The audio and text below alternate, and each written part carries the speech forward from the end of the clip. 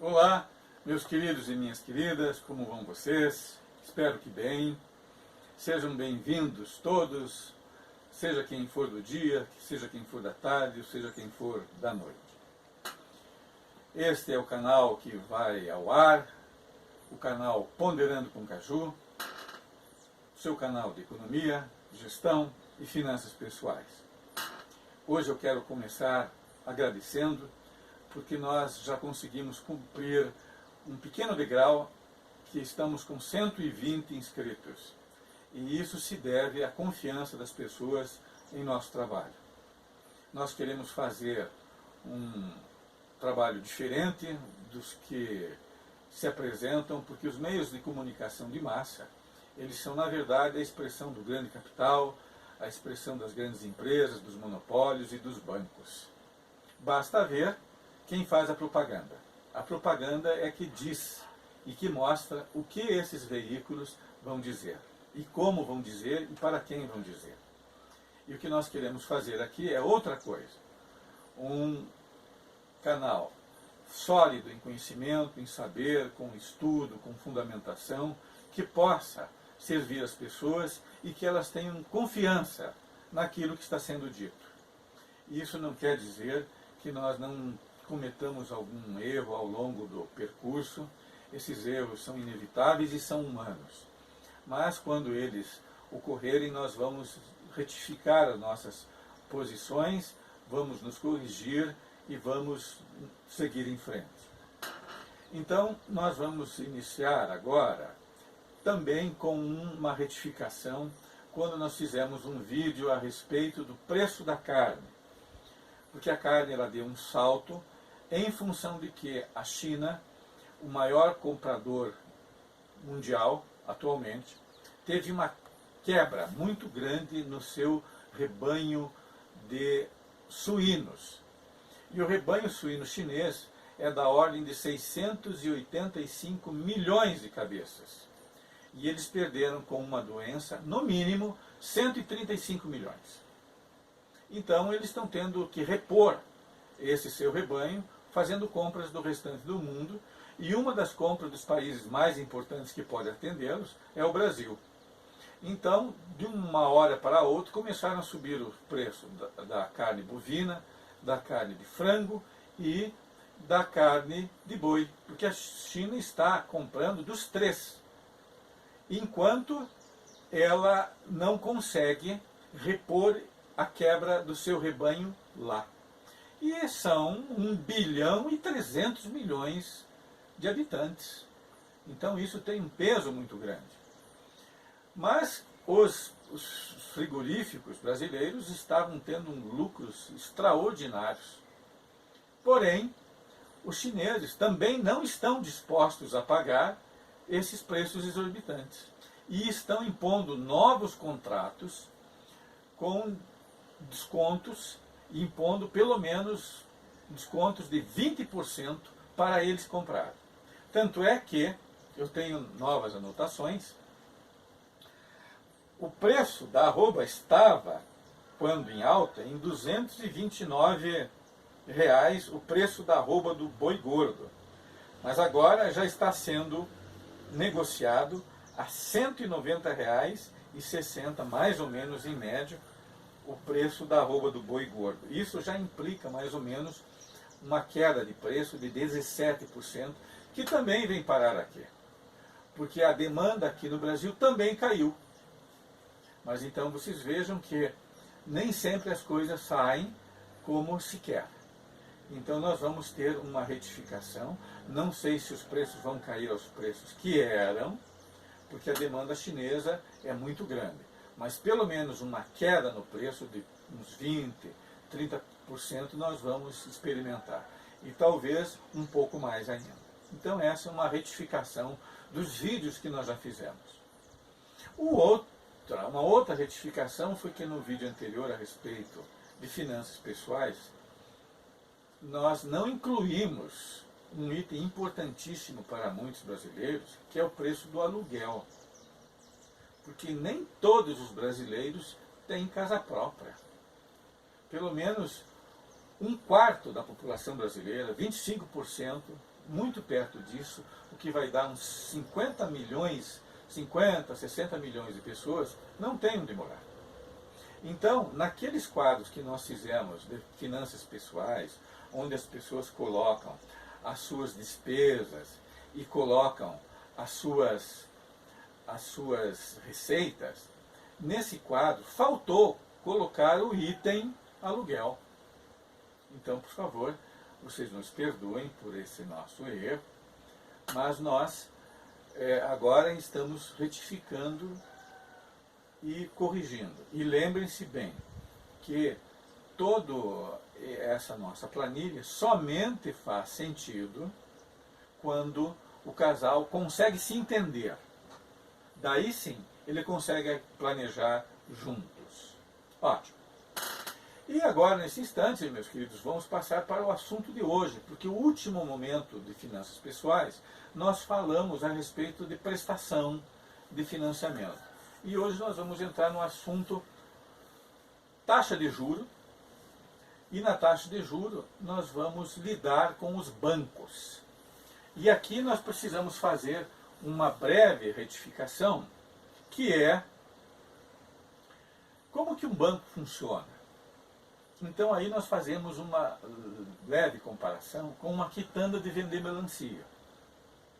Sabem qual é, em essência, a diferença que existe entre uma quitanda de vender melancia e um banco? Em essência, a diferença é nenhuma. Por quê? O que é o quitandeiro de vender melancia? O que ele faz? Ele compra melancia por um preço e vende melancia por outro. A lógica do banco é estritamente igual.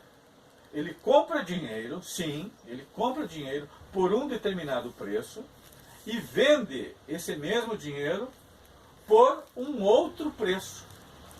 E a diferença entre o que o banqueiro paga pelo dinheiro que ele compra e a venda do dinheiro se chama margem bruta. Porém, eles não falam nesses termos margem bruta, eles dão um outro nome, um nome mais sofisticado, que vem do inglês, chamado spread. Esse spread é que vai intermediar o preço de compra e o preço de venda. E nesse spread, para todos os bancos, o que está incluído? Ele tem que pagar os funcionários, ele tem que pagar a inadimplência, quer dizer, aquelas pessoas que não vão poder pagar, ele vai ter que pagar daqui as garantias bancárias, que são devidas de tal forma que o processo de financiamento, de tal forma que os bancos tenham segurança, precisam pagar os impostos indiretos e, finalmente, a margem líquida, que é o lucro líquido do banco. Todos esses dados aqui eu tirei do Banco Central, que são os relatórios de crédito. E eu peguei o último relatório de crédito de 2014. E eles dão mais ou menos a posição como está hoje. Então quer dizer o seguinte, vamos supor que vai ser comprada uma geladeira. O preço à vista da geladeira é 1.250. Porém, ela vai ser financiada. Esse financiamento vai dar um encargo de juros de R$1.000. Esses R$1.000 correspondem a 80% de juros. Fazendo cálculos bastante, meio que grosso modo. Porém, o quanto é que quem vai comprar a geladeira vai pagar? 1.250 mais 1.000, vai dar 2.250. 1.250 vão pagar a loja e 1.000 vai pagar o banco.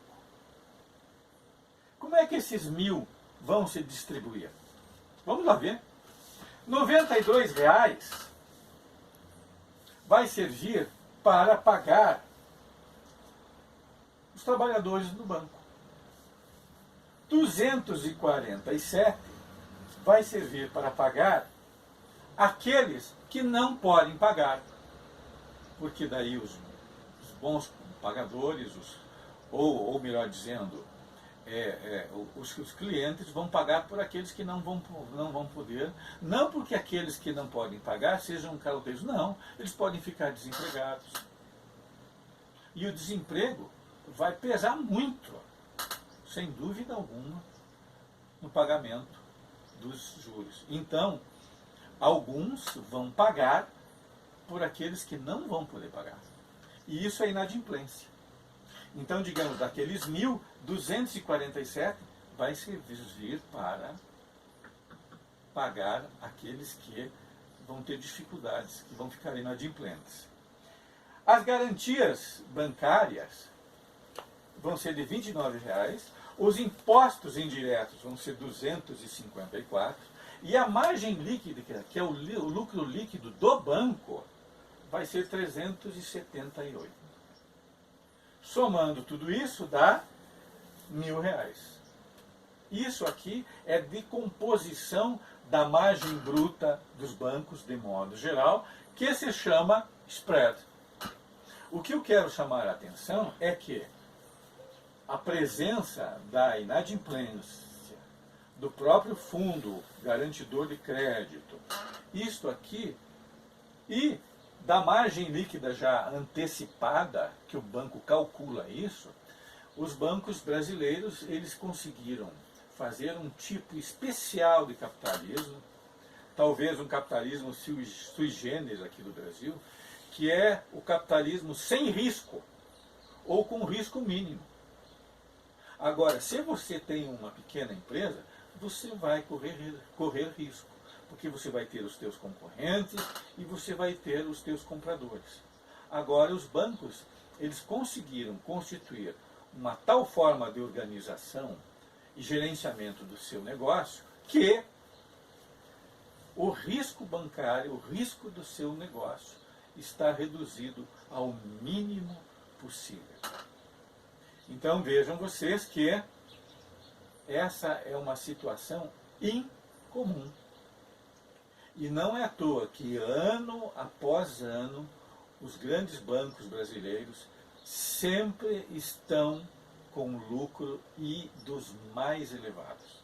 Vocês vão ver que, por exemplo, um dos bancos brasileiros, o Itaú, é ele que tem uma das maiores percentuais, ou de, não apenas percentual, tem que me corrigir, mas das ações de maior valor em bolsa de valores. É justamente por essa possibilidade que eles têm de não correr risco, ou de risco mínimo possível. Então, meus caros, quando vocês, muitas vezes, aqueles que não podem, muitas vezes pagar, estão inadimplentes, podem, muitas vezes, negociar com os seus contratos, de tal forma, retirando a inadimplência, retirando essas garantias, fazendo com que esse valor que eles vão ser cobrados possam ser diminuídos o máximo possível. Mas o que eu também quero ressaltar é não dizer que os bancos eles são um mecanismo ou uma instituição malévola. Não, eles são muitíssimo importantes para o desenvolvimento da economia, para a elevação do emprego. Porém, eles estão numa condição privilegiada de ter domínio sobre o mercado. E esse domínio impõe a eles uma condição toda especial que somente eles têm. O que eu quis mostrar para vocês é como que dentro de uma taxa de juro que nós vamos pagar numa loja, porque a loja muitas vezes ela está utilizando dinheiro do banco para poder funcionar. E o banco é que vai impor as suas condições. Então vejam, meus caros, é que isso aqui é uma coisa que precisa ser muito bem pensada, porque muitas vezes, porque o próprio destino do país, a própria facilidade de crédito, ela depende dessa composição aqui. E da maneira como ela está sendo feita, o penalizado é aquele que precisa de empréstimo, que são os trabalhadores que precisam realizar consumo e as pequenas empresas. E eles são importantíssimos para o crescimento econômico do país, para a geração de emprego e para a expansão das vendas. E o que os bancos têm que levar em conta é que o que precisa ser priorizado cada vez mais é que essas taxas de juros tenham a possibilidade de cair, porque os níveis de inadimplência, as garantias e as margens líquidas são muito elevadas. E isso garante aos bancos lucros extraordinários. Meus queridos e minhas queridas, por favor, se inscrevam no nosso canal. Nós estamos chegando ao fim de mais um vídeo e eu sou muito grato a todos vocês que confiam no nosso trabalho. Muito obrigado e até a próxima vez.